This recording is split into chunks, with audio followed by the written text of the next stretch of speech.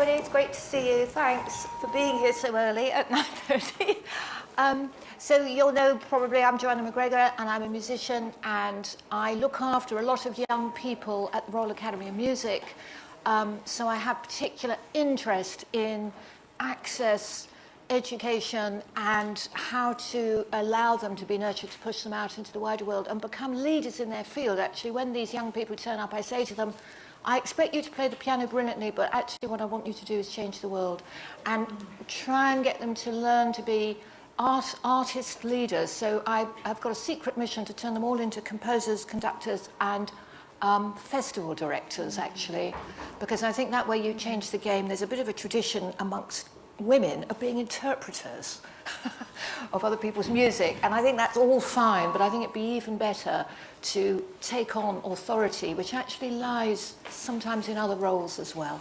So what we're going to do this morning is I'm with this wonderful panel of distinguished and gifted women, and we're going to just let each of them speak for about 5 minutes, just give you a sense of what their thoughts are and what they're working on at the moment. Briefly, and we'll have brief interaction, and then obviously we're opening it up to you. So do take any notes as soon as somebody says something that really speaks to you. So we'll ask people to speak in the order of the programme. So Nana, you're going to start for us first. Wow. Thank you very much. Well, first of all, I want to thank the organisers for inviting me and our chair for the wonderful performance last night. Do you agree? Yeah. Bravo.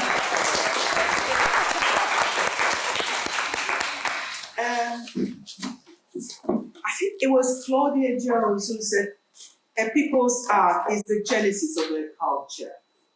And I want to delve into the publishing world and my 30 years experience in that world and how that has shaped me, and also made me more aware that we need to do more work to get more people who look like me into the arts. I worked in corporate publishing for 12, 13 years at one of the big educational publishers at Oxford, Heinemann Educational Publishers. And for 14, almost 50 years, they published the African and Caribbean Writer Series, which was sold all around the world. It's world-renowned for publishing the best in terms of writing from Africa. And for all those 40 years, it never occurred to anybody that women should be included on the management board. So I came along and decided that I want to take on that challenge. And it was a very difficult challenge. But I am not one for taking no for an answer. So I got there in the end. I thought I would start by briefly quoting a few statistics from the publishing industry. A recent socio-demographic study on employment in publishing in the United Kingdom, men made up 36% of the publishing workforce in 2020. The majority of publishing employees are women, not only in junior roles, but also in executive leadership roles and in senior management. I think this is brilliant, and we should all be very happy about that. More than 70% of the roles in departments such as publicity, marketing, editorial, and human resources are held by women. This is proof that the women form the backbone of the publishing industry, but one cannot say the same for women of color. And I want to challenge us today with my presentation about what we can do to redress that historical imbalance. Because like I said, I've been in the industry for 30 years. And I'm now beginning to ask why we are not seeing more faces like mine represented in the industry. But I also want to say briefly that publishing is not alone in this respect. You know, the arts in general need to do a little bit more work to make sure that we have a certain balance in terms of representing the whole of our society. Because the people, the editors and the publishers and the typesetters and the designers who make the decisions, they are an important part of what goes into making a book. And if we don't have representation from these ethnic minorities on that board, in that workforce, it means their voices, their stories, their histories are being overlooked and not actually published. And that, for me, is a huge worry, because I'm raising a young mixed-race child and now grandchildren. And I think it's important that we teach them that there are so many wonderful things about being in this country. For instance, when I left Ghana at the tender age of 17 and came here, I have been given the opportunity to get the best education anybody can wish for. And people have championed me. I'll talk briefly about how I got into publishing. I try not to be too long. And I think we need to do more to help others to gain access, because this is the best place for education and work and all the good things if you have the opportunity, if you're given the opportunity to get into the industry. I think one of the things I want to mention briefly, even more concerning, I think, than the percentage of women working, almost half of the respondents have experienced mental health problems. And we're talking about ethnic minorities working in the industry who have responded and said they've experienced very serious health problems. That is a concern for me. But I'm not surprised, because I had quite a tough time. And my husband, who is here, will bear me out.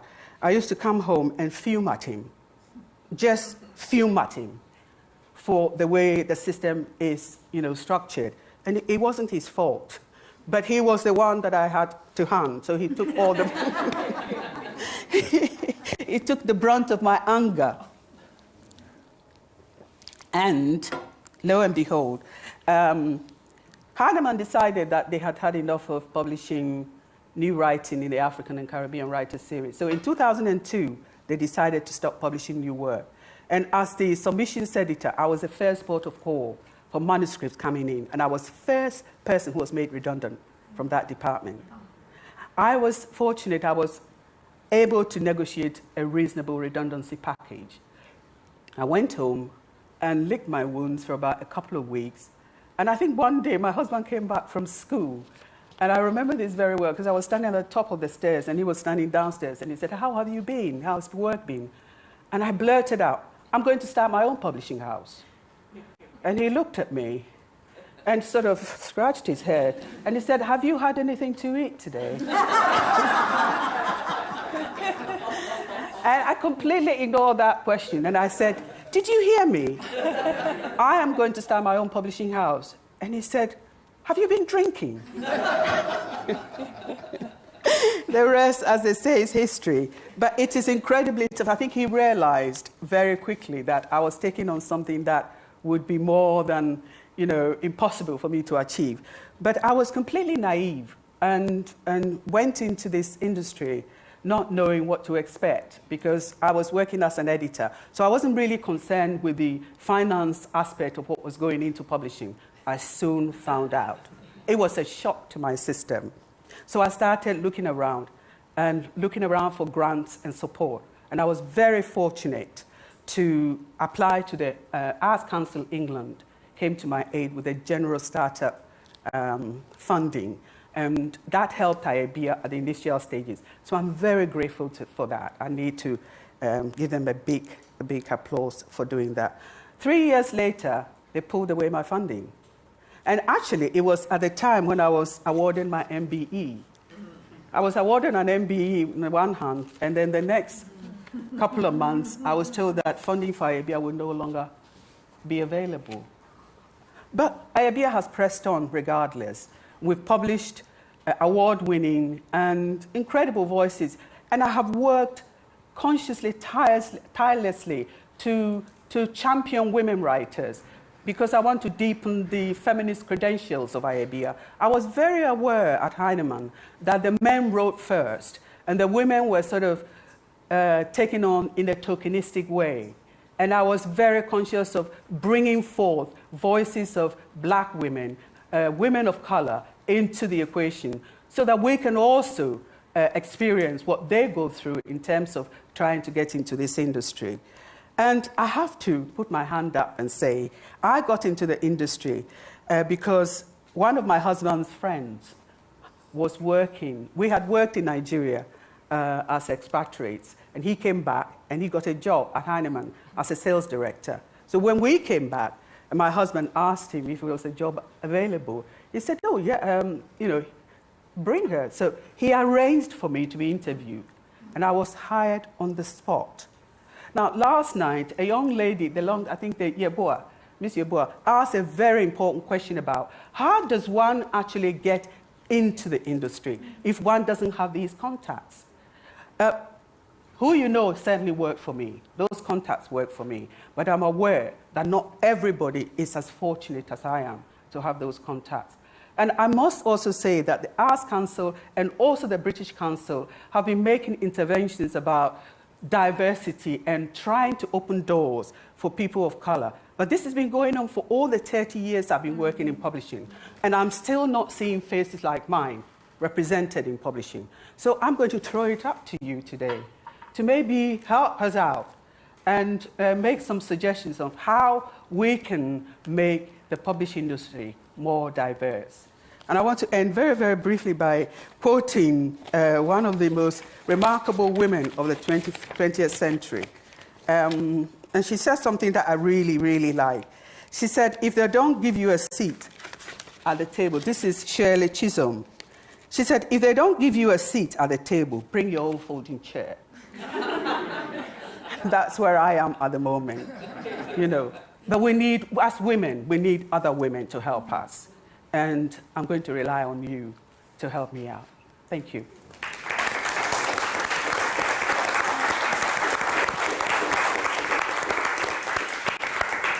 Anna, thank you. That was really wonderful. You're such a passionate and sort of experienced advocate, and I do want to talk later on about confidence and owning your experience and having confidence in your experience, because you come across at the moment as very confident, but both you and I know, we all know that confidence is very hard won amongst women, and you have to learn how to show people how good you are, and this is a real issue when you're in your 20s, I think, and 30s. It goes on and on and on.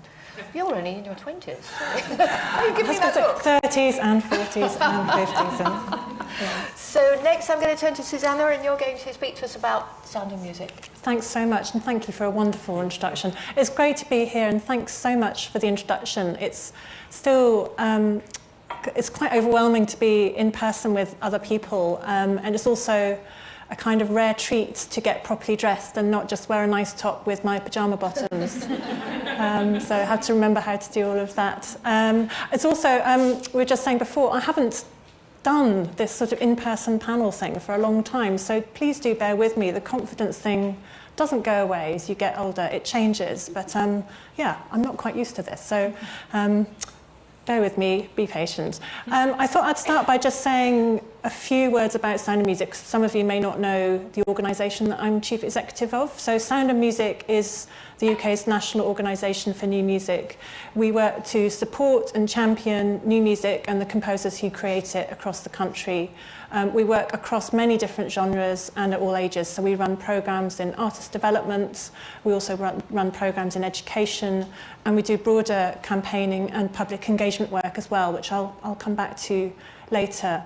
In this introductory thing, I guess there's three areas I want to cover, and I too will start with some statistics, because the statistics we heard from Maria, from Nana Ayabia just now, and these ones show that there is still a problem.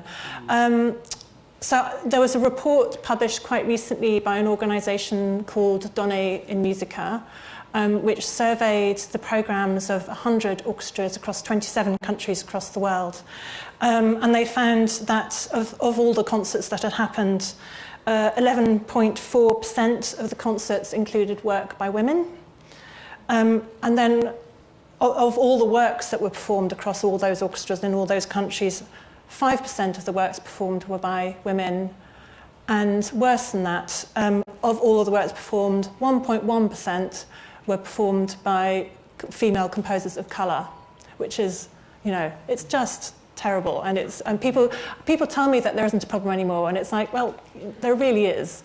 Another interesting research that was actually undertaken by a Cambridge student a few years ago, and she looked at new works commissioned and performed by the Proms. And it's easy to go for the Proms because they're so high profile, but I think this probably applies across the piece as well. But she found that the average length of work commissioned from female composers was shorter and often smaller in scale than those of their male counterparts. And, you know, I know that a miniature, that size isn't everything. I do know that. But still, it is telling that of the world premieres that the Proms commissioned, so the pieces that were entirely in their control, the average length of a work by a female composer was 11 minutes, and by a male composer was 19 minutes. There is something about the amount of space that we are allowed to take up. So there is still a problem, and I guess the two things I wanted to talk about now is firstly the kind of resistance that I've faced in some of the campaigning work we've done at Sound and Music, and I think it's interesting to sort of start to unpick why is this so hard? Why is this so hard to shift when we know this is not right? If we accept that talent is equally distributed amongst the population, regardless of your gender, your ethnicity, where you're from, if you accept that talent is everywhere, then why aren't we seeing it reflected everywhere on our stages? Why isn't it representative in what we are presented when we go to a performance? I also want to come to some practical steps of things we've done at Sound and Music, which maybe, you know, I know that this conference really wants to find some practical things we can take forward, and hopefully that will be food for thought. So the resistance one, so we started campaigning about this, I guess, back in 2014, 2015, once we'd started looking at our data and realising there was a problem. And I quickly encountered what I would describe as surprising levels of anger from colleagues in the industry that we were doing this.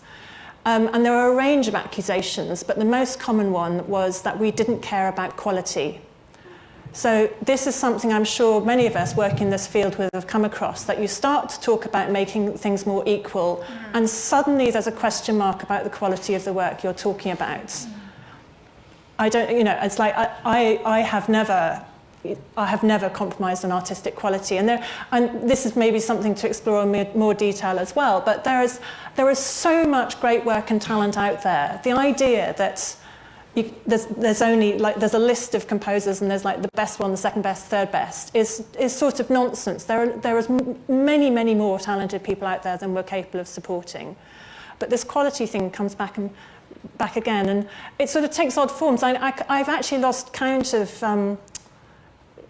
the number of times I've had people come up to me, and I've been working in this field for a number of decades now, and people come and say, I'm doing a programme and it's got you'll like this, it's got a female composer in it, as if I'm supposed to give a sort of a gold star for feminism or something like that. But this is a sort of part of the same thing, that it's somehow kind of different or sort of wrong or kind of peculiar to be doing this work.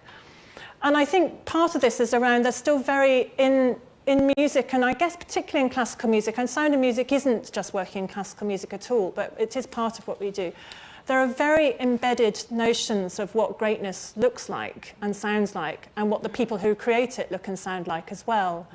And you know, I feel it's my life's work to be sort of chipping away at that notion of what it looks like, and also the notion of an established canon, that the works that we hear, the reason there aren't works by women is because they didn't make the final cut, when there are many reasons why works get neglected, of which quality is just one of about 6 reasons why works get taken forward or not. So I think all of that is a real sort of real resistance, real barriers to change. There are a lot of vested interests in keeping things as they are. There's a lot of money in it.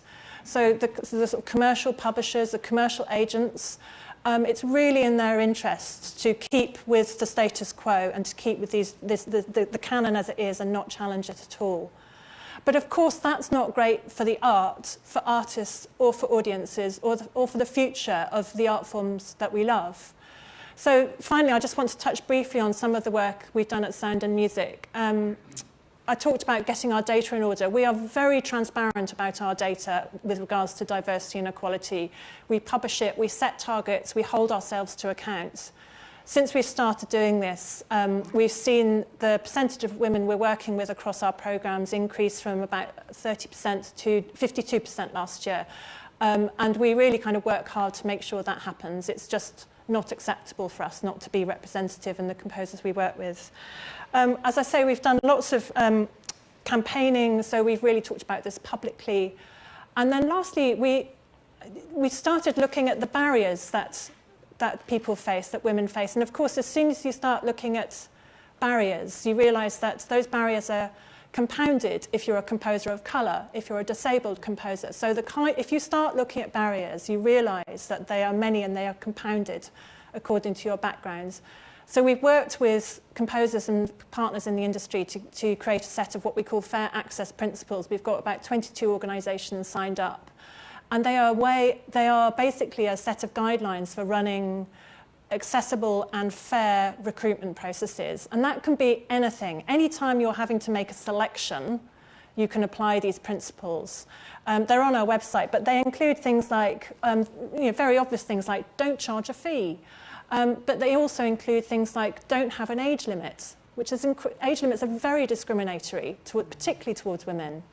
They include things like be really clear who is making the decision and on what criteria. And they also include not having anonymous selection, which is the most controversial one. And people get very angry about that and say, but that's so unfair because anonymous selection is the only fair. And there's a whole body of research that says that is not the case. If you really want to shift the background of the people you're working with, you have to know who you're talking to.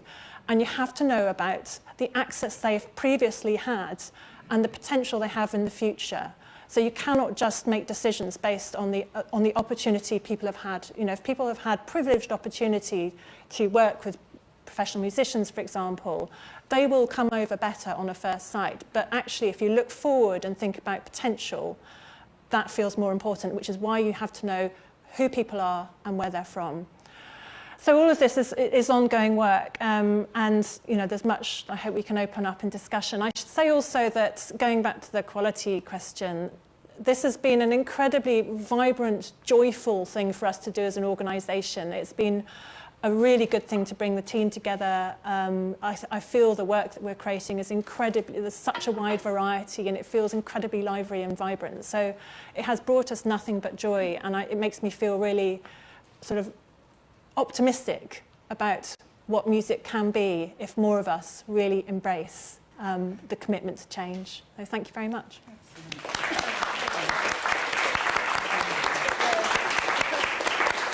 Thank you. Thanks, Susanna. Gosh, if that's you not quite ready to do public speaking, I don't know what you must be like when you're... That's fantastic. And I recognise everything that you're saying. Eleanor Alberger, who is one of the composers I played last night, she was asked to do a piece for the last night of the Proms, which is meant to be, the really big thing, the huge audience, and her piece was 9 minutes long. For huge forces, BBC chorus, BBC symphony orchestra, so a lot of people on stage, but it was short. Yeah. It's exactly what you're saying, which is that you're allowed in, but so you don't get much space. No, you're okay. Not too long. But not too long, don't go on too long. Thanks. So, Rachel, thank you. You're going to speak to us. I am. Thank you both. And actually, it makes it really nice. It makes it quite easy for me because Nana and Susanna have covered quite a few things, both that I wanted to remark on and also that I recognise. And also following on from that idea of what you do once you've got into the space, because we divide, don't we? So we're on either side of those doors. Either we're trying to get access, or we have got a foot in the door, we've got some kind of access, and what do we do with that responsibility of passing it on once we're there? And I think those two things are coming out quite clearly from the conversations we had yesterday and we're having this morning. I've just recently finished and published a book about Sylvia Pankhurst, who said, love and enthusiasm are the great two moving factors which make life worth living. This I aver in spite of all the materialists. And Sylvia Pankhurst may be a name known to you as a militant suffragette. She was the most militant of the suffragettes. She went to prison 13 times. She was force-fed She led mass movements. Lenin said of her that hundreds and millions of people around the world follow and are inspired by Comrade Pankhurst. And we know that side of her as an activist. And she, on the other hand, was an artist. And she was an artist who got a scholarship to the Manchester School of Art, where I discovered last night Maria Borshaw's daughter is now studying, which is a lovely continuity. And she then got a national scholarship, because although that she was middle class, there wasn't enough money in the family. Her mother, Emmeline, was a widow and a single mother with three girls and a son, and bills to pay and a movement to run. And Sylvia got a national exhibition. She won a place at the Royal College of Art. And when she got there, she was very good at what she did, but she also started noticing about how the selection process is, how many women started, what their class was, what their race was, who they were, how there was then a selection program of how many of them were getting through to the next stages or were getting the plum jobs and so on and so on. So she started causing arguments. Fortunately, by then she was having a passionate love affair with Keir Hardie, who was the new and first leader of the Labour Party. So she got him as a young, feisty student to ask some questions in the House of Commons. That really pissed off the president and the head of her college, who singled her out. And she started mobilising within the college whilst she was also busy, as was called, rousing London, working with Annie Kenny on East London stuff. The point is that throughout her career, there was this dilemma, or in her early career, there was this dilemma of, she thought she was going to be an artist, and she was a very good artist, but yet there was this cause, there was this imperative of what had to be done, that in order to pursue what she wanted to be, she had to liberate herself and her sisters and her mothers first. And that is a sort of almost like a sort of myth. It's like a sort of founding myth of what we constantly have to do. I remember as a young undergraduate student studying English literature, this was in the mid-80s, and I wanted to do my seminar presentation on Virginia Woolf, and the seminar presentations were 30 minutes, and when I started giving my paper on Virginia Woolf and actually Dorothy Richardson, and making the argument about stream of consciousness being Dorothy Richardson and not being Joyce and so on, I was interrupted by my male professor, and asked why I was presenting a paper on Dorothy Richardson and Virginia Woolf in this course on modernism.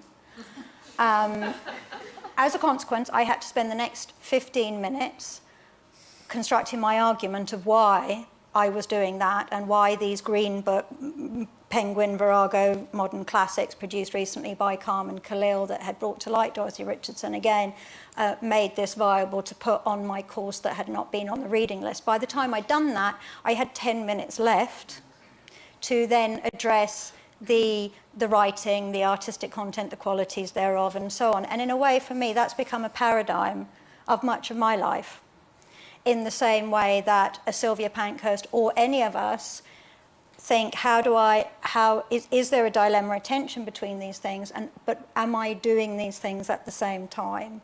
And Sylvia had at college, she had a couple of friends who said, well, yes, we care, women friends, and out gay young male friends like, Austin Osman Spare, and they'd say, yes, we really care about this stuff too, but, we're artists and we'll express ourselves that way. And so people can be quite different in that way, but I wanted to just pause on that to draw a direct connection between the way that art illustrates and animates political activism and indeed revolution and change and interventions. And I was thinking this morning when we had that wonderful tour around looking at the collection, I was sort of had a little Sylvia sitting on my shoulder, sort of thinking squinting at what she would think of seeing all these women artists who had come from different places and been doing different things being collected here. But the tactics and the methods that are used by young people and middle-aged people and elderly people, people across genders, race and classes in Extinction Rebellion and in Black Lives Matter, which have their origins in much longer movements, which are current expressions of things that have lasted much longer, have a direct relationship to these ways in which art and activism are intimately linked. And we know that when we use, you can hear now in the popular press people talk about, oh, well, Extinction Rebellion is sort of using the methods of the suffragettes and so on. That's not being force-fed and you know, in prison. It's about using colour, and it's about using creativity, and it's about the theatre of politics. And so I think the reason I've taken what might sound like a little bit of a detour to get to this point is that those are the things that we're looking to support, that we're looking to find, how do you pass this on? How do you create the networks that interpret what the world is for the new generation and how people are dealing with and interpreting those struggles and those challenges in a way that culture, which can be the most creative and opening and sharing between all people, but also has the most vested interests. The people who sit on top of this. There's a reason why there are culture wars, because as long as you hang on to the narrative of culture, as long as you're saying what culture is and who owns it, right? You can have all your bourgeois liberal parliamentary democracy over here and everybody arguing about politics, but the real place where the power is taking place in terms of its visible invisibility is in terms of who owns that. And last night and this morning, Barbara has repeatedly said, let's be thinking about outcomes. Let's be thinking about what are our interventions? What are the things we want to sort of put out there at this stage? Because I sit here and I think, wow, how things have moved on 100 years since the suffragettes. There is absolutely no doubt. We can see, we can mark the changes.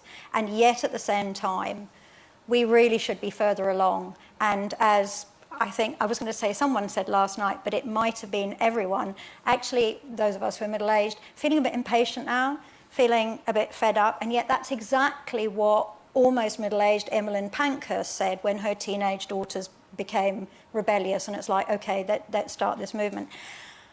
And my one point, I think, is that we should not be scared of affirmative action. And that if we believe, which we do, you were talking about it, Susanna, perceptions of art. Who makes it? Wonderfully, some of Sylvia Pankhurst's Northern Tour paintings have been bought by the Tate Modern. Well, no surprises why that suddenly happened. You met her last night, right? And they are absolutely beautiful and brilliant paintings. But that the perception of who produces, that people are already seeing and hearing something different, or you're taking up too much space. But that if we believe, which I think we do by now, and we know that meritocracy is a myth, then we can't leave the other bit, the big question mark with a hole next to it, the logical correlative to that, empty. And I think that affirmative action is something that we really, really need to reconsider. And it is about who and that's not just who's being invited to interview, but it's also about who the committee is who's doing the interview, actually doing that in that way. And it's really quite straightforward, and I've found that it's something that sounds very controversial in different places and not in others. I come from South Africa, and my whole country changed during my lifetime. There was a black terrorist prisoner who apparently was going to either die in prison or cause bloody civil war, who was sitting on Robben Island. And he was cheerfully called a terrorist by pretty much anybody I ever came across, in public life in Britain. And he's now sainted as one of the great figures of the 20th century. Things change and people change. And when we had the transition in South Africa, yeah, things are tough. But when you had the transition, there was a very, very clear and interesting thing that was done, and that was affirmative actions. People simply said, we have arts, we have culture, we have a thriving scene of music and art and culture and poetry that has been taking place over hundreds of years, but it's been completely repressed under apartheid. And the solution was on that, but also on the board of De Beers diamonds, we will have, right, for a period, not for eternity, we will have a generation of a quota system. Because you actually, if you have 300 years or 200 years of imbalance, you actually have to do something to correct the balance. And this idea that somehow we can pussyfoot around that, final story, when I went on from being a student, I told you a story about being a student, I was an academic for a while, and I, at one stage, was admissions officer. And I could see exactly what was going on in terms of who the students were, graduate students, right? Who the graduate students were being picked. I was in a college that prided itself on being relatively open and not too sort of, only taking people from private school as undergraduates and so on, and it was pretty mixed. And then it went from undergraduate to graduate, and suddenly it was mostly Oxbridge and pretty much all white. So I applied my own affirmative action program as admissions officer, breaking every single rule. Right? Obviously, I probably should have been disciplined or at least sacked for it. Where people who knew I was doing it was like, well, this is terrible bias, and you're applying these awful kind of sort of sectarian measures and so on. And I think that argument has gone on for a long time, but it's just something I wonder if we've slightly could put to the forefront again, that we talk about leadership, and that's absolutely correct. And we use sort of languages of inclusion, but in terms of how we actually get there, some measures which would say, if we have affirmative action in terms of our institutions and processes, and I couldn't agree more with you, the festival director, the programmer, that's why I took a deviation from creating to go and do that, because you set the agenda, you curate, and you become the person that says, I'm going to say that is the thing that is legitimate. But in order to get there, and in order to connect those voices through these mass global movements, and they are, and the alternatives are not, if they don't get incorporated in this way, the alternatives are going to express themselves in different, and quite naturally and rightly, in different kinds of rebellions. But nobody's going to give the power away. We have to take it. So my pitch is to put affirmative action back on the agenda across all forms of hiring and those kinds of creative committees. Thank you.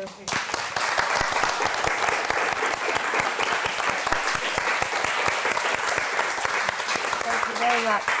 Right, so we're all feeling very activist up here, and which will help us find some outcomes. So let's throw this open, please, and have lots of wonderful questions. Who would like to start? It's a very, very powerful intervention. What you've got to also take on board is the issue that Susan brought up about the issue of quality. The moment you start talking about affirmative action or putting into place a system that will enable historically, disregarded people to get into the equation, people bring the issue of quality. And it is almost, as if they're saying, well, black and brown people are not capable, so we are not in a position to give them that, It is a red herring, and often by people who are jealous or selfish or not really sensitive enough to pick up what is happening. I said something about mental health issues, especially in the publishing industry. So many people, brown and black people, have been suffering from this. And, the thing is, it brings on this nervousness, this nervous negative energy.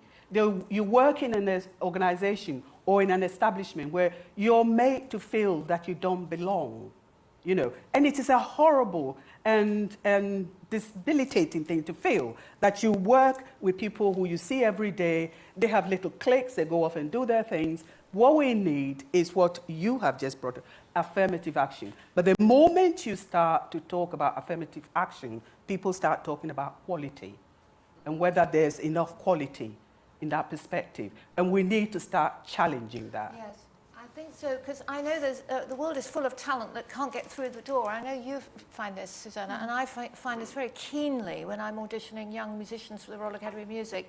I'm angered by the educational policy here because, of course, they don't get enough help from the age of 5, which is what you need for a musician.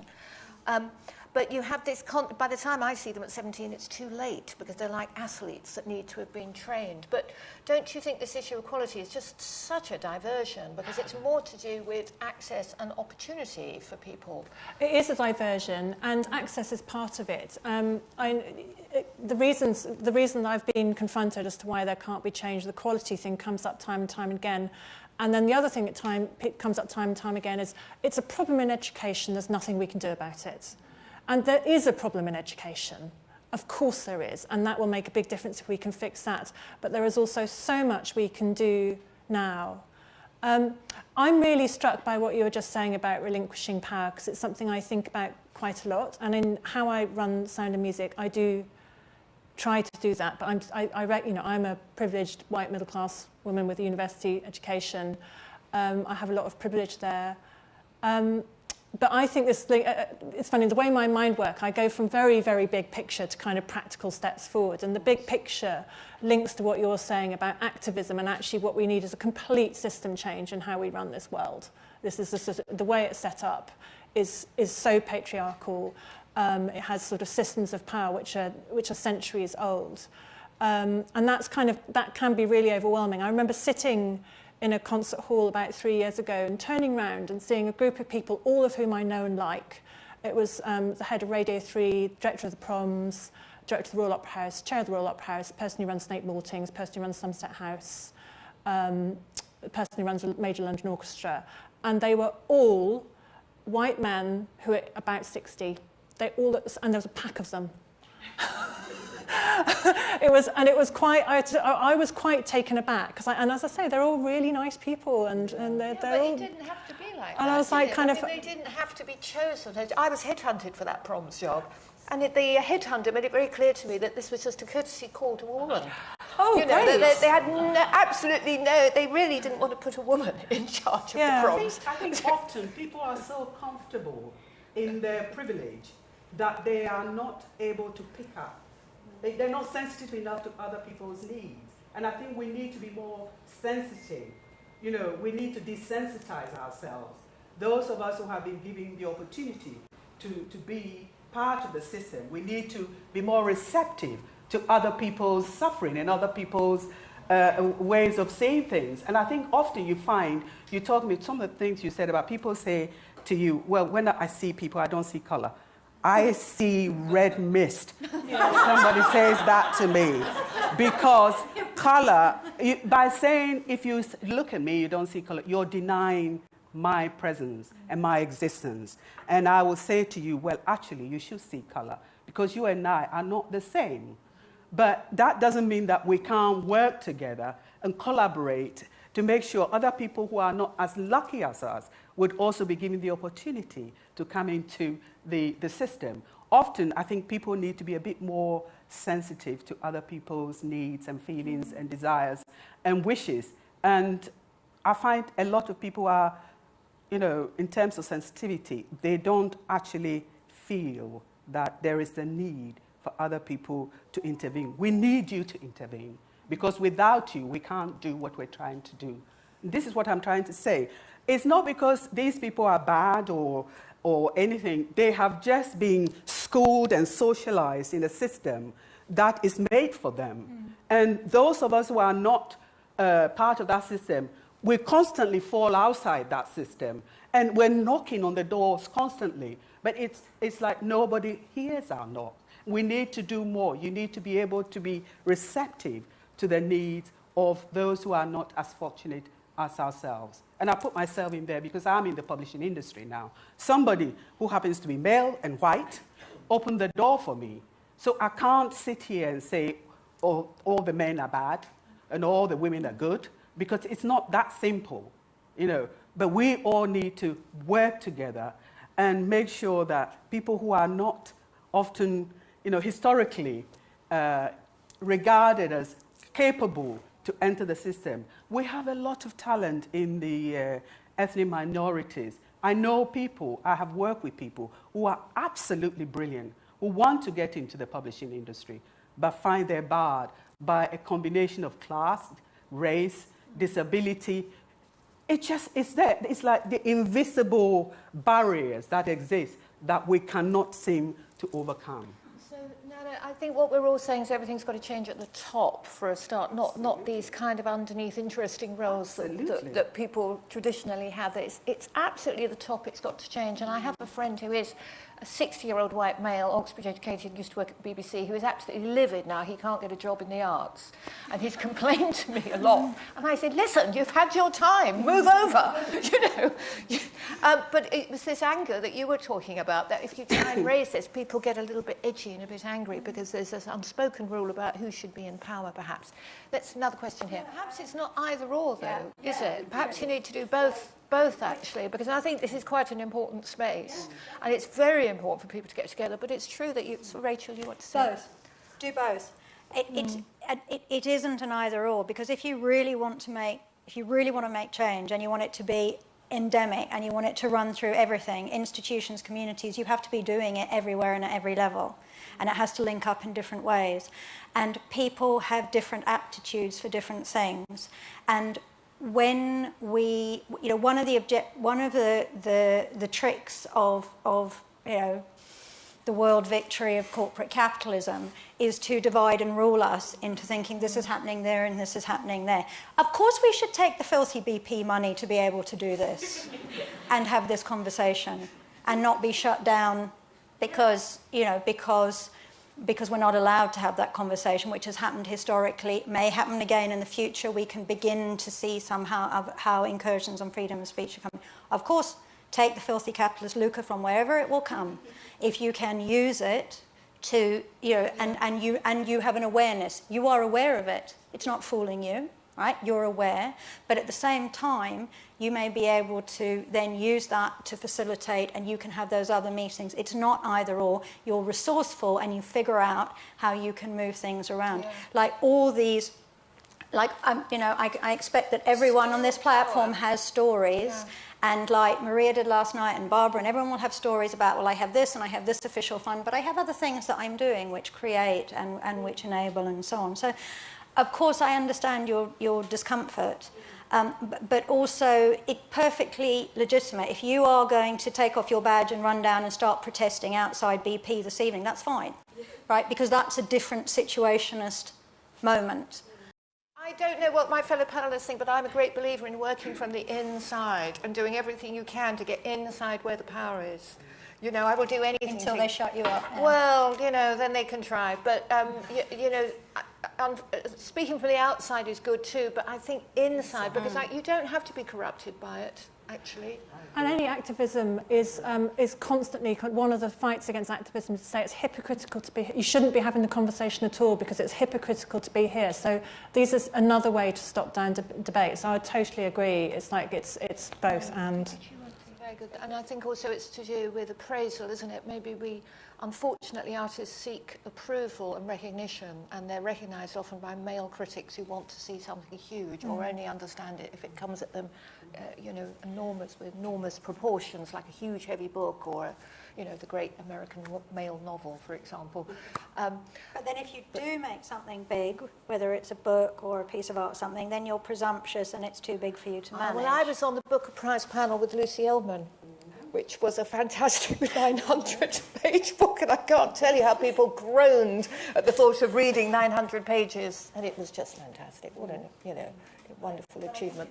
I think you're absolutely right. Sorry, I'm going to come to you, but just quickly, there's a composer called John Woorott who writes essentially miniatures, which is very lauded for, but I suspect if a female composer wrote such delicate miniatures, they would think of them as slight and perhaps female or something like that. So I think there is a question of perception very often with that. You know, in his case, he's a man, so very subtle. You know. Please, you've got a question. That's a great question. So we were talking about this, weren't we, Nana? There's a lack of confidence, but it's also something deeper than that, isn't it? It's not. I mean, we all suffer from lack of confidence. I think one of the things that you will find. I mean, I really enjoyed the Tate director's talk last night. I thought she was incredibly confident, amazing, and what she's achieved. But I sat back and I thought, if I had, or a person of color has stood up and displayed that level of confidence, immediately you would be viewed as somebody who is either aggressive or too loud or not fitting in. All the labels will come out. And, you know, confidence is something we should cultivate in women, because historically, patriarchy has been so dominant in quite a lot of the spaces that we want to enter. And especially for women of color, we need that extra mentoring and support. And that's why I touched on in my introduction about how alarmed and how concerned I felt about the level of women of color, people of color in the publishing industry who have come forward to say we have suffered mental agonies, and I can completely identify with that. But what are we putting in place? What are the HR departments doing? Because oftentimes I didn't feel I could go to the HR department when I was having problems to ask for help, because sometimes asking for help is seen as a weakness. You know, this person is not able to cope with the level, the quality, and the work we have to do. So what they will try and do is to ostracize you, to sidestep you, and you will find yourself, again, outside the circle. So we need to find incredible people who are concerned about the welfare of people in the arts, and especially women, disability people, LGBT people, non-binary people, because there's a lot of pushback as well from society about some of these new genders coming on board. And we need to also be aware and awake and alert to their needs and what we can put in place in terms of resources, because I certainly would have probably ended up in some awful place if I didn't have a husband who was so understanding and a family that absolutely supported me. But I also had somebody who opened the door for me, and he was also there to support me. So that, is, for me, is a very, very important aspect of what we're talking about. Absolutely. And Nana, don't you think that perhaps institutionally, I almost think that sometimes institutions simply can't offer the kind of specific support one needs, because as you've rightly said, HR then goes, oh, this person, I have to keep an eye on this person. They're obviously, they're a bit difficult, and maybe, and you don't want that. But so are you saying that maybe it's up to us, as usual, take charge and just create spaces of your own within institutions that are helpful to you? I think we have to insist to begin that institutions actually make space for those things. No, I'm not saying that they shouldn't make space, but they're so useless. I think HR departments are hopeless. I think we should force them to.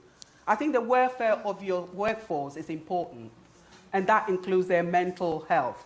And I think we should actually insist that we have a department that not just does HR, but a department that does looks after the mental health and the well-being of women, people of color, and other people who are not considered fitting in. We need to be aware. I think this is such an important point. And what I was also going to say is that one of the advantages of being a smaller organisation is, as well as being chief executive, I'm also effectively director of HR. So it is possible for those of us in these leadership, and actually the point there is that it's not an HR department's, they need to enable it, but you need someone from the top, as Maria did last night, saying this is important. And I think there's a really toxic culture of pretending everything is okay in our society, and particularly in the cultural industries. We talk about institutions, and some of them are absolutely terrible, some of them are better. So Maria's clearly setting a very, a good thing at Tate. If you're a freelancer, you cannot admit weakness. It's really, really toxic. So mission of failure. Yeah, and people won't, you really feel you're not going to get work. So I think we all have to go at this from all angles. If we're in positions of influence, we need to talk openly about our own challenges and to make it okay for people to be okay about the things that aren't great in their life. But I think also, you and I, we've been in positions where we've commissioned people, we've commissioned composers, and it's up to us to support them, to absolutely support them through the process, and to make sure that we know what they need from us, to make that an entirely happy, productive and safe experience for them. And some composers need other things, you know, it just depends who they are. And we're in charge of that process, aren't we? It's, you know, it's our responsibility. Yeah, so I think it's almost like wherever you can, sort of challenge this acceptance, that this accepted culture that you cannot articulate anything about mental health. And, you know, it's for all of us to do that and sort of to change the culture of the industry as a whole, because it's profoundly unhelpful and we lose people and people are hurt, and it's really, yeah, we need to change it. Definitely. I'm so much in I like the details of things, because if we just sit here and say, let's just change everything, it's sort of, let's just, maybe, I can see time ticking on. Yes, there's another question. Do you find here that there isn't a dedicated space for you to be able to speak to someone, or? From my own experience, that I did have that in the workplace, so I don't know how you do institute that or how you change that. I'm just thinking of how we look after students at the Royal Academy of Music. We have lots of dedicated spaces because we have people, you know, like here from everywhere, and from all. So we would kind of, and we've really tried to up our game quite a bit because it's such a perilous thing to be a musician. But do you have any thoughts on that space idea about, you've just mentioned that you have to create that yourself all the time. It's an ongoing... Yeah, what do you mean for me personally? Or, yeah, yes. Yeah, absolutely. I have to, you know, I have quite bad anxiety for various reasons, and so I just have to make sure that I manage being out and about anything like this and sort of presenting confidently with having time quietly at home, and modelling that to my staff, and, you know, acknowledging and appreciating the privilege of my position, which means I get to set the terms of that, and I can also model that to my team and say it's okay for you to do that too. You know, you can work in the way that works for you as well. Got another question there, and then that's a very interesting. I wonder if women would have different ways of approaching this. Actually, that some women would want to be very open about this, and other women do not. And we know that people have different experiences as well. I mean, what do you think about that? I think that women who would not want to discuss this are probably worried about judgment and how they will be judged. And again, I go back to my issue of weakness, because if you're constantly talking about your physical attributes and how that affects your work, it's a question of displaying weaknesses you will be judged as somebody who is not capable of, you know, keeping on top of your, you know, if you can't look after your mental and physical faculties, what can you do? So you have to be very careful.